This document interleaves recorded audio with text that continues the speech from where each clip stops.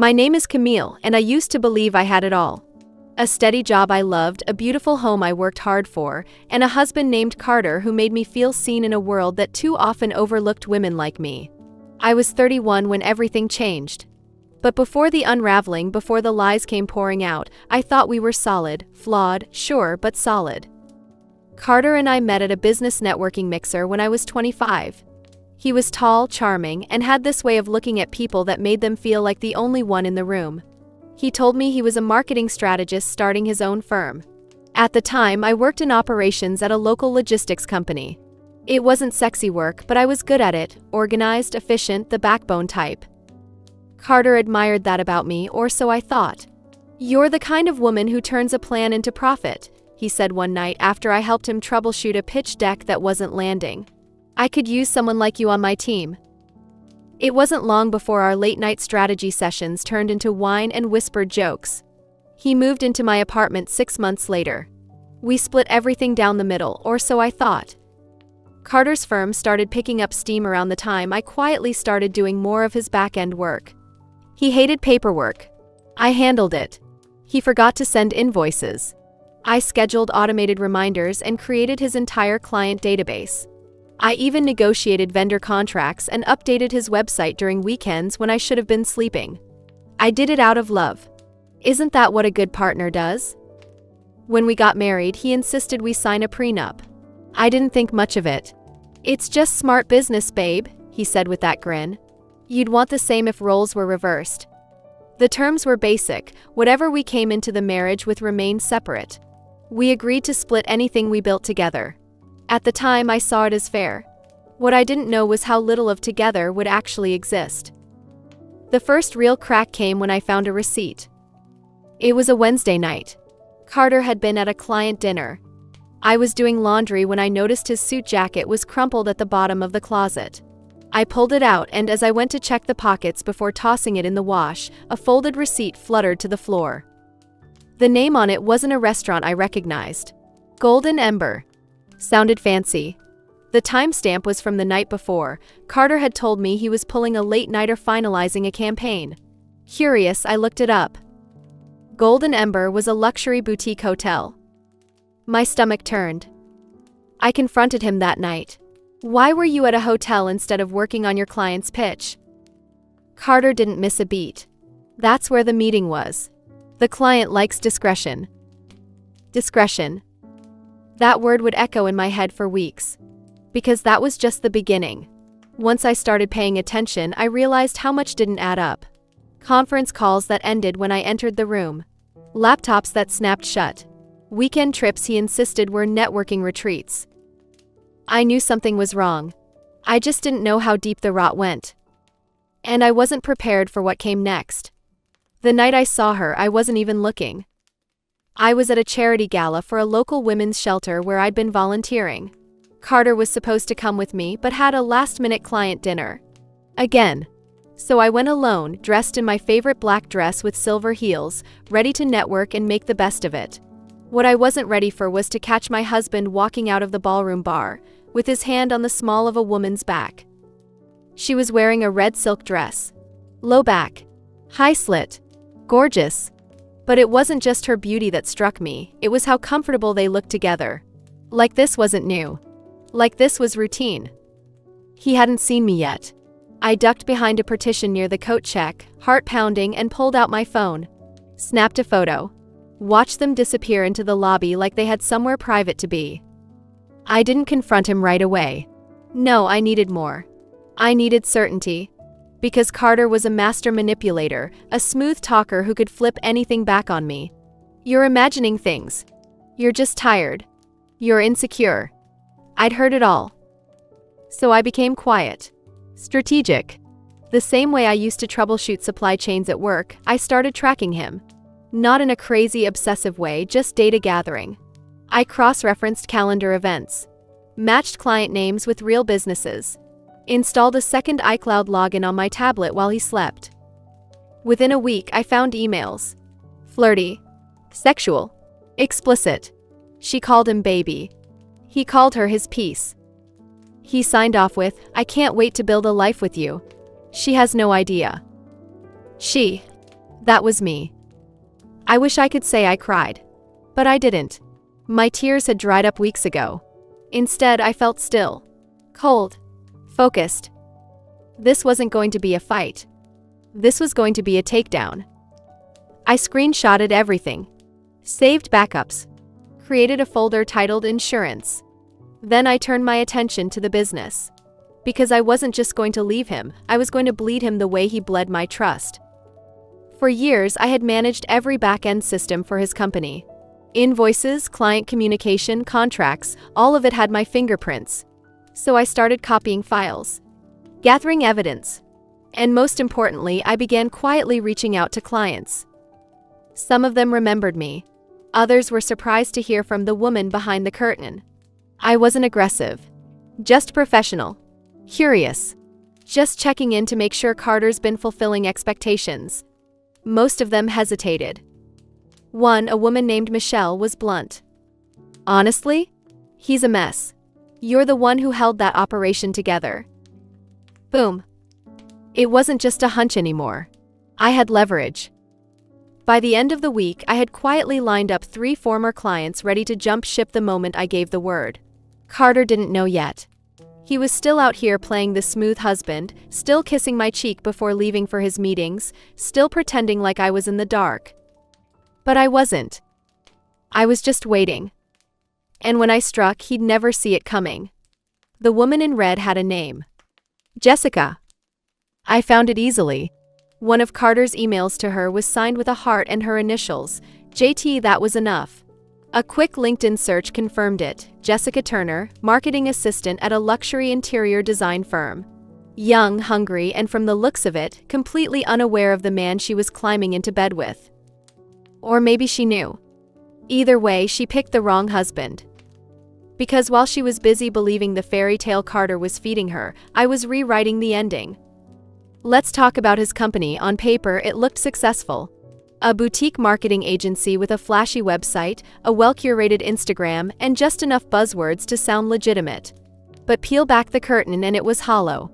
Everything that made the machine run was built by me. The client database? I coded the backend. The automated billing cycle? I set that up in FreshBooks. The pitch decks he bragged about? 90% mine, the other 10% a mess of his typos I had to fix. I wasn't his assistant. I was his infrastructure. And now I was pulling the plug. I started with our joint bank account. I'd let Carter convince me early in our marriage to deposit my bonus checks there. We're a team, babe. What's mine is yours. What he meant was, what's yours is mine and what's mine stays mine. So I withdrew my half, every dollar of it, plus a few extra to cover admin expenses I never charged him for. Then I froze access. Switched the passwords. Rerouted future direct deposits to an account under my name only. Carter didn't notice. Why? Because he was too busy pretending to be a man worth leaving your life for. He started bringing Jessica around in public more. I got tagged in a photo of them at a rooftop bar by accident. One of my coworkers spotted them, captioned it "cute couple alert," and I nearly choked on my coffee. But the joke was on her. Because Carter was still married. And very, very exposed. One night, I set up a new email account and contacted Jessica directly. No threats. No drama. Just facts. Subject: you deserve to know. Message: I'm Carter's wife. I found your notes. Your emails. You're not the only one he's lying to. Attached was a screenshot of an invoice he sent to a client for work I did, dated the same day he told Jessica he was too sick to talk. No response. But the next morning, Carter came home in a rage. Red face. Slamming doors. Accusing me of trying to ruin his life. I didn't flinch. I'm just telling the truth, I said calmly. Funny how that feels like sabotage to a liar. He didn't hit me. Carter wasn't that kind of man. No, he was the kind who weaponized silence. Gaslight you until you doubted your own memory. Twisted reality so tight it choked you without leaving marks. But not anymore. He packed a bag that night and left. Not for good. Not yet. But I knew the tides had turned. Because Jessica? She stopped showing up. And I? I was just getting started. After Carter left that night, the apartment felt different. Not empty. Not broken. Just cleared. Like someone had finally turned off the static. And for the first time in months, I could hear my own thoughts again. I didn't cry. I didn't scream. I brewed tea, sat in the same chair where I'd once made vision boards for our shared future, and I started building a different kind of empire. One that didn't have his name on it. By the next day, I had all his business assets cataloged. I pulled every invoice, cross-checked every contract, and outlined every system I had designed, on my laptop, not his. The difference? He had ideas. I had execution. I reached out to an attorney, a woman named Shayla, who came highly recommended by a friend in corporate law. Shayla listened to me explain everything, my role in the business, my unpaid labor, my name not being on any ownership paperwork, and she leaned forward with a slow, dangerous smile.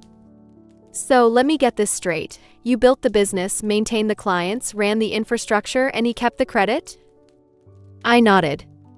Then he made the mistake of lying, cheating, and getting sloppy. Perfect.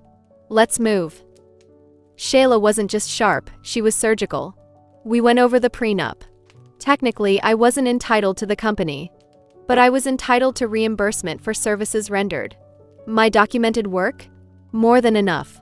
She called it creative leverage. I called it poetic justice. Meanwhile, Carter's life was starting to fray. Jessica had stopped responding. Mutual friends stopped returning his texts. Apparently, one of his former clients heard from me and quietly withdrew their contract, one of his largest monthly retainers. He still didn't know how much I'd done behind the scenes. But he was about to. I posted a professional update on LinkedIn. No shade. No names. Just. After years of managing operations and client strategy for boutique firms, I'm launching my own consultancy, specializing in systems design, brand operations, and back-end optimization. DM for availability. It blew up. 10 messages within the first 2 hours. 3 of them? Former Carter clients. One wrote, "So you were the genius behind the campaigns. No wonder things fell apart without you." I smiled so hard I had to excuse myself from the coffee shop I was working in. Not because I was sad. Because I was finally being seen. The man who once told me, "No one knows who you are. You're just the girl behind the keyboard," was now sitting alone with a brand he couldn't run. Because he didn't build it. I did. And I was taking it all with me. It arrived on a Thursday. Carter had been texting me sporadically over the past week, mostly one-liners that pinged my phone like guilty smoke signals. "Can we talk? I miss you. This isn't how I wanted things to end." Each message came with a delayed apology, never quite taking responsibility. Just enough remorse to sound human, not enough to mean it. So I stopped replying. Instead, I passed every message to Shayla. And Shayla? She drafted a masterpiece. It wasn't just a standard divorce petition, it was a dossier. A meticulous breakdown of financial discrepancies, hours of unpaid labor, screenshots of work product, and a detailed invoice of what I had contributed to the business. At the end of the document, she included a settlement offer. I would waive my rights to spousal support if Carter transferred his remaining business assets, trademark, website, CRM database to me, and signed an NDA. In plain English, he could walk away free. But he'd walk away with nothing. The envelope was hand-delivered by courier to his co-working space. I didn't want him reading it on his couch, pretending it didn't exist. I wanted it in his hands. Public. Real. Within 30 minutes, I got a call. Blocked number. I picked up. "What the hell is this?" His voice cracked like static. "This is you taking accountability, Carter. You're seriously trying to take my company?" "Your company?" I laughed. "Name one system you built. One campaign you wrote. One client you closed without my help." Silence. Then, "You're being vindictive." "No," I said coolly. "I'm being fair. You just don't like what that looks like when the power shifts." He hung up. 3 days later, his lawyer called Shayla. Negotiations started. I held firm. No revisions. No counteroffers. If he didn't sign, we'd file publicly, and I had all the receipts to back my claim. Carter signed. And just like that, his kingdom of mirrors shattered. I didn't stop there. With the brand officially mine, I rebranded the business under my name, Camille & Company. A sleek, minimal aesthetic. Strong language. Client-first messaging. All the things I'd wanted to do but wasn't allowed when Carter was fronting the operation. The best part? Clients followed. Old ones. New ones. Even Jessica reached out, apologizing. She had no idea he was married. Said she felt like a fool. I didn't respond.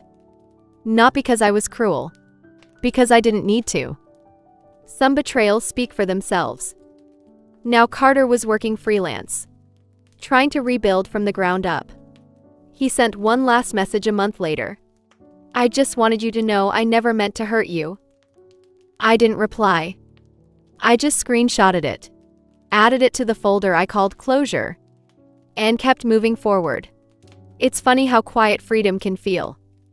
After everything, after the affair, the lies, the betrayal, and the slow disintegration of a relationship I once built my life around, I didn't feel shattered. I felt still.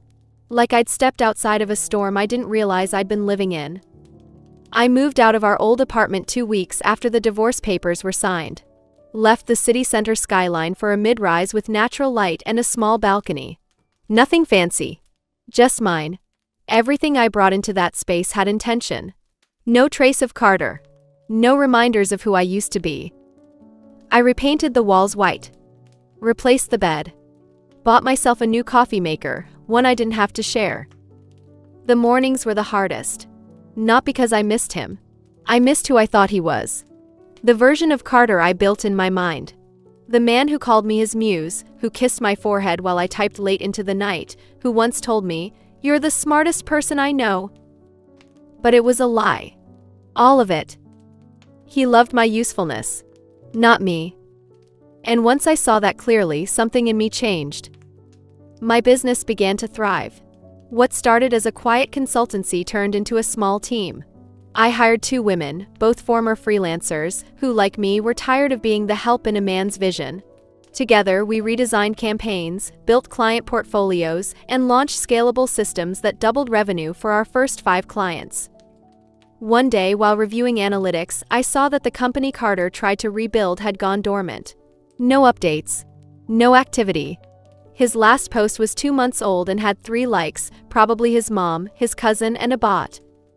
Meanwhile, I was being invited to speak on panels. Quoted in articles. DMs full of women saying things like, "You helped me leave. I finally raised my rates. I didn't know I was allowed to demand more." It felt surreal. Not long after, I ran into someone who used to be a mutual friend. She worked in HR and whispered to me over brunch that Carter had been applying for corporate gigs again. "I think he's struggling," she said with a shrug. I smiled politely, then changed the subject. Because I didn't care. That was the biggest shift. Not the money. Not the success. The peace. I wasn't angry anymore. I wasn't planning revenge. I wasn't waiting for closure. Because I didn't need him to regret losing me. I needed to remember that losing him was the best thing that ever happened to me. There are 2 kinds of revenge. The loud kind, public humiliation, burning bridges, dramatic exits. And then there's the quiet kind. The kind that cuts deeper because it doesn't look like revenge at all. That's what I gave Carter. He thought I'd scream. Cry. Beg for answers. Instead, I disappeared, so completely, so silently, that even his pride couldn't spin it. What I took from him wasn't just his company. It wasn't the clients. It wasn't the money. It was the narrative. Carter always saw himself as the winner. The man who walks away with the prize, the power, the last word. But now? He doesn't even get to be the hero in his own story. Because every person who matters knows the truth. His parents stopped calling me. His sister sent a text. One line. "You deserved better. I'm so sorry." And Jessica? A friend sent me a screenshot a few weeks ago. Her Twitter bio now reads, "Survivor of a narcissist. Building back smarter." Ouch. I never had to destroy Carter. He did it to himself. All I did was stop protecting him. And that was what hurt him the most. Because without someone managing his chaos, spinning his excuses, fixing his messes, he fell apart. People always assume the worst thing you can take from a man is his money. But for someone like Carter, the real loss is credibility. Now when he talks, people tilt their heads. They remember the LinkedIn update, the rebrand, the client shift, the whispers. Wasn't she the one who built that? Didn't he cheat? I heard she took everything. And he can't escape it. Meanwhile, I wake up every morning, make my coffee in silence, sit on my balcony with the sun on my face, and I feel whole. Not because I have more, but because I lost the thing that was draining me. He used to say, "I made you." No. He revealed me. It happened one random Tuesday. A letter showed up in my business mailbox. No return address. Inside, a single sheet of paper. Typed. Centered. The font generic, like he wanted it to feel cold, but I knew that voice anywhere. I know I messed everything up. I've lost more than I can ever explain. I wish I could take it back. I hope one day you can forgive me. No signature. No contact info. Just that sterile apology, dropped like a stone into the life I'd already moved on from. I didn't frame it. I didn't burn it. I shredded it. Because Carter still didn't get it. He thought closure came in the form of an apology. That somehow, stringing a few sad sentences together would rewind time, soften consequences, and redeem a man who watched me break and did nothing. But closure isn't something you give someone. It's something they earn. And Carter? He never put in the work. He never took the blame. He just reacted to the fallout of his own destruction. He thought his guilt was enough. But guilt without change is just manipulation. In therapy, I learned something that stuck with me. My counselor said, "Closure is a self-gift. The moment you stop needing the why, you start living in the now." I held on to that. Every time I wondered if I should respond. Every time I thought about posting some poetic takedown. I remembered, silence is powerful. Because Carter still wants something. He wants my attention. My forgiveness. My energy. He doesn't get any of it. I donated the last of our shared items. A box of books he never read. A sweater he once said I looked decent in. A mug with a crack in it that mirrored our last 6 months. Gone. Deleted. Replaced. Now when I tell the story, I don't cry. I don't flinch. I don't even say his name. I just say, I outgrew someone who thought I'd stay small forever. And people nod. They understand. Because the truth is, Carter didn't just lose me. He lost access to the best version of himself, the version I helped him pretend to be. And he'll never get that back. When Carter walked out of our marriage, he thought he was leaving me broken. He imagined me curled up in bed, crying over old memories, too heart-shattered to move forward. He probably thought I'd spiral, beg for him back, or worse, stay silent, vanish into irrelevance while he chased his next fantasy. Instead, I built an empire. And I started with the most important part, me. I stopped shrinking myself. I stopped making myself palatable. I stopped playing the role of the supportive wife who worked twice as hard for half the credit. I became visible, loud, strategic. My business wasn't just growing, it was thriving. I launched a digital product line, began coaching other women on how to systemize their brands, and booked out my calendar for 3 months straight. Clients came to me not just because I knew what I was doing, but because my story resonated. They saw the scars and trusted the strength. I got featured in an online business magazine, an article titled From Shadow to Spotlight, How Camille Built a 6-Figure Brand After Divorce. It went viral. You should have seen my inbox. Women from all over the country reached out, sharing their own stories of betrayal, of rebuilding, of rediscovery. Some were entrepreneurs. Some were just starting over. but all of them saw something in me they needed to believe in for themselves. And that's when I realized. This was bigger than Carter. This wasn't about revenge anymore. This was about rebirth. I began hosting workshops, partnering with other women-led companies, and building a community. We weren't just networking, we were healing in real time. Meanwhile, Carter was quiet. A mutual acquaintance told me he'd taken a job under someone he once referred to as a joke. Apparently, his new title was assistant director, but he didn't manage anyone. He was back to square one and hating every minute of it. I didn't gloat. Because you can't climb mountains if you're busy staring back at people who slipped halfway up. My new apartment became a sanctuary. I filled it with plants, sunlight, and soft jazz on Sunday mornings. I hosted brunches, laughed until my cheeks hurt, and danced barefoot in my kitchen to music I chose, not the playlists Carter curated to set the mood. I even started dating again.